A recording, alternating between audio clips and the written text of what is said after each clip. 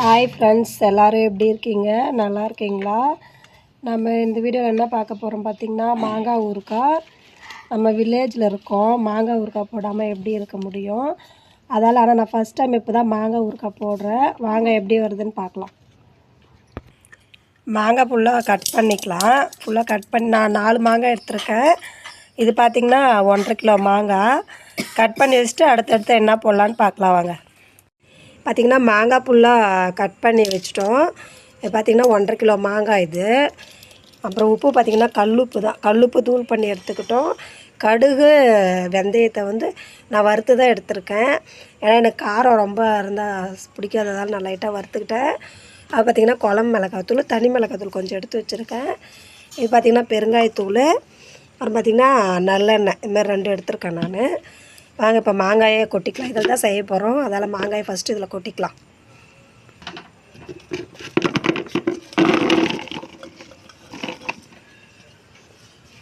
பாருங்க இவ்வளோ மாங்காய் தான் இருக்குது.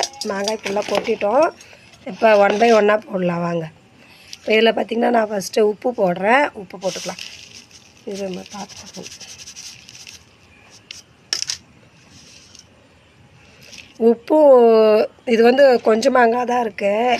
அதனால் நம்ம ரொம்ப நாள் வச்சுருக்கிறதா தான் உப்பு அதிகமாக போடலாம். 1 வருஷத்துக்கு 2 வருஷம் கூட வச்சு சில பேர் சாப்பிடுவாங்க. இது எங்களுக்கு இது 1 மாதம் தான் இது வரும்னு நினைக்கிறேன். அதனால் நம்ம உப்பு வந்து தேவையானதாக போட்டுக்கலாம். உப்பு நம்ம அதிகமாகவும் சேர்த்துக்கூடாது. அதனால் நான் உப்பு எனக்கு இது மாங்காய்க்கு தேவையாக இருக்கும், அதனால் இவ்வளோ உப்பு போட்டுட்டேன். அடுத்து பார்த்திங்கன்னா கடுகும் வெந்தயமும் பொடி பண்ணி வச்சுருந்தோம் இல்லையா, அந்த தூள் போட்டுட்டோம். இப்போ மிளகாத்தூள் போட்டுக்கலாம். இது பார்த்திங்கன்னா குழம்பு மிளகாத்தூள், இது தனி மிளகாத்தூள், அதாவது காஷ்மீரி சில்லி சொல்லுவாங்க இல்லையா, அது. இது 2மே இப்போ போட்டுக்கலாம். இப்போ எல்லாத்தையும் நல்லா மிக்ஸ் பண்ணிக்கலாம் ஃப்ரெண்ட்ஸ். மசாலா எல்லாமே பாருங்கள் நல்லா மிக்ஸ் ஆகிடுச்சு. இப்போ நம்ம எண்ணெய் சூடு பண்ணிவிட்டு வந்து இதில் ஊற்றிடலாம். பார்த்திங்கன்னா எண்ணெயில் கடுகு வெந்தயம் பெருங்காயத்தூள் போட்டிருக்கேன். ஆறிச்சு எண்ணெய், வேறு ஆறினதுக்கப்புறம் தான் போட்டிருக்கோம். பெருங்காயத்தூள் மஞ்சத்தூள் போட்டிருக்கேன். இந்த எண்ணெயை எடுத்து இதில் நம்ம ஊற்றி மிக்ஸ் பண்ணிக்கலாம்.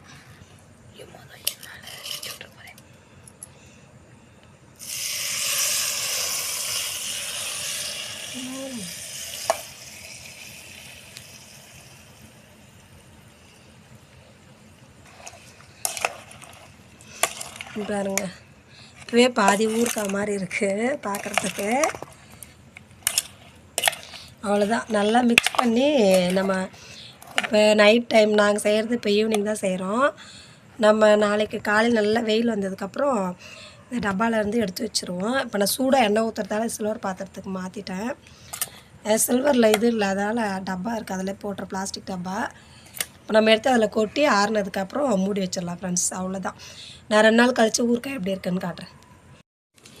ஊறுகாய் ரெடி ஆகிடுச்சு. அவ்வளோதான். நம்ம இப்போ 2 நாள் அப்படியே வெயிலில் 2 நாள் வெயிலில் வச்சோம்னா அதுக்கப்புறம் ரெடி ஆகிடும். எடுத்து யூஸ் பண்ணிக்கலாம். ரொம்ப ஈஸியாக தான் இருக்குது. டேஸ்ட் எப்படி இருக்குன்னு நான் அடுத்த வீடியோவில் போடுறேன். யாரெல்லாம் மாங்காய் சீசன் வரப்போ ஊறுகாய் போடுறீங்கன்னு சொல்லி கமெண்ட் பண்ணுங்கள் ஃப்ரெண்ட்ஸ்.